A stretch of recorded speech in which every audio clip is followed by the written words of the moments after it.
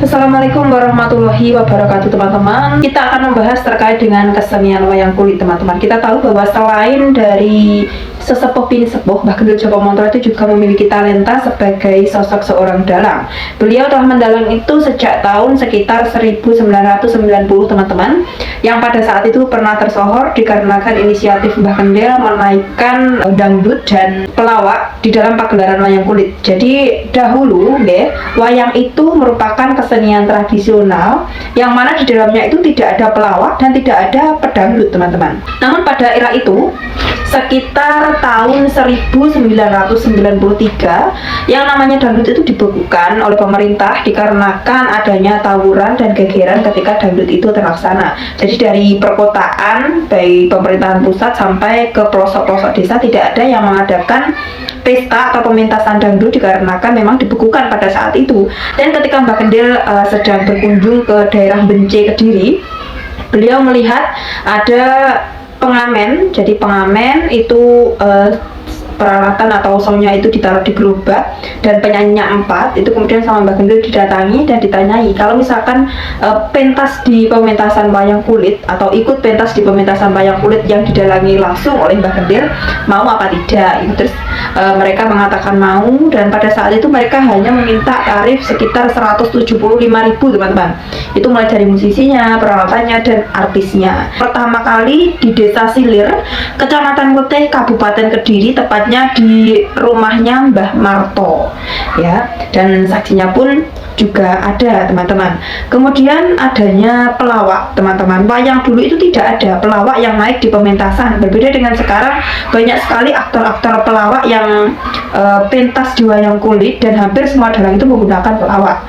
Tapi pada era Mbah Gendul dulu pelawak itu tidak ada. Dengan inisiatif Mbah Gendul pun menaikkan atau mengkolaborasikan pementasan wayang kulit dengan adanya dangdut dan pelawak ya. Jadi yang pertama kali itu Mbah Gendul menaikkan pelawak bernama Joglo dengan nama aslinya Sutris. Beliau adalah pelawak dari Ketoprak Sekartaji Kediri. Pementasan pertama kali di Desa Weru, tepatnya di lokalisasi Weru, di rumah Bapak Tamsir, dan Mbah Gendul pun semakin tersohor pada saat itu karena dalang-dalang belum ada yang menggunakan dangdut untuk naik ke panggung, terus kemudian pelawak di pementasan wayang itu belum ada, dan Mbah Gendul adalah satu-satunya orang yang pertama kali menaikkan dangdut dan mengkolaborasikan sosok pelawak di dalam pementasan seni wayang. Sampai pada saat itu sempat geger dari kalangan seniman yang tidak suka karena persaingan. Kemudian Mbah Gendul itu sempat dipanggil ke Kemendikbud dikarenakan disuruh untuk berhenti mengkolaborasikan dangdut di pementasan wayang kulit karena dangdut itu memiliki induk sendiri dan kemudian wayang kulit juga memiliki induk sendiri, jadi tidak bisa digabungkan. Dan Mbah Gendul juga bingung karena permintaan masyarakat itu mereka tetap menginginkan agar dangdut itu ada di pementasan wayang tersebut, tapi karena peminatan masyarakat begitu banyak dan luas sehingga dangdut bisa beredar sampai sekarang ini, bisa bergabung di pementasan seni wayang, pelawak bisa masuk di pementasan seni wayang. Itu karena dipelopori oleh Mbah Gendul Jopomontro yang pada saat itu sempat debat di Kemendikbud Kediri teman-teman. Kemudian semakin lama Mbah Gendul pun juga semakin naik dari pengamen biasa yang diangkat ke panggung pementasan wayang. Mbah Gendul pun semakin maju, bergabung dengan salah satu orkes atau dangdut besar dari Kediri dengan musisinya itu para bule teman-teman, sehingga penonton pementasan wayang Mbah Gendul pun semakin meledak pada saat itu karena adanya dangdut plus atau dangdut besar yang diambil oleh Mbah Gendul Jopomontro yang bernama Doresta Rock Dangdut teman-teman.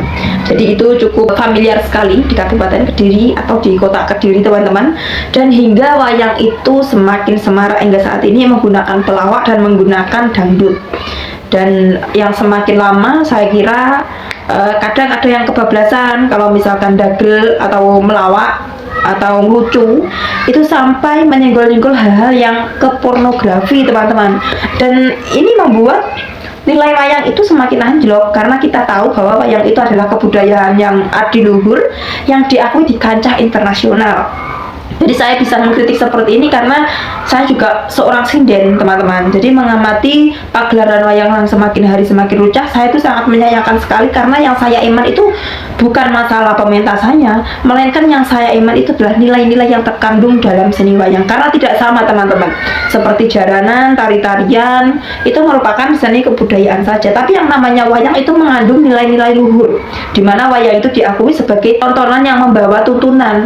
Jadi kalau misalkan kita menganggap wayang itu hanya sebagai hiburan, nanti nilai-nilai dalam wayang itu malah semakin anjlok. Jadi ini adalah garis besar bagi teman-teman. Jadi kita tidak membenci dangdut di pewayangan, kita tidak membenci sholat tingkah pelawak di pewayangan, karena memang dari awal-awal dulu memang lambang kendil yang mempelopori.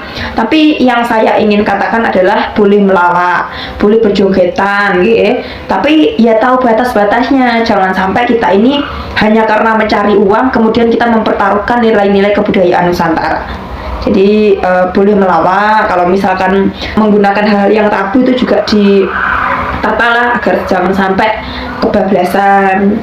Kalau misalkan mengatakan hal yang porno itu juga nyerempet-nyerempet nggak apa-apa, tapi jangan sampai terlalu kebablasan gitu, karena kita sama-sama menjunjung tinggi nilai-nilai kebangsaan, kita sama-sama menjunjung tinggi nilai-nilai kebudayaan, karena kita juga ingin kebudayaan wayang khususnya semakin lestari dan semakin jaya dan semakin maju dan semakin dikenal oleh masyarakat internasional. Mungkin itu teman-teman yang bisa saya sampaikan. Semoga teman-teman bisa mengambil hikmah dari apa yang saya katakan hari ini, dan mari sama-sama kita memberikan contoh bagaimana pementasan wayang saat ini yang mulai menggabungkan antara pelawak dan dangdut yang semakin semarak dan bahkan ditiupkan oleh dalang-dalang Indonesia.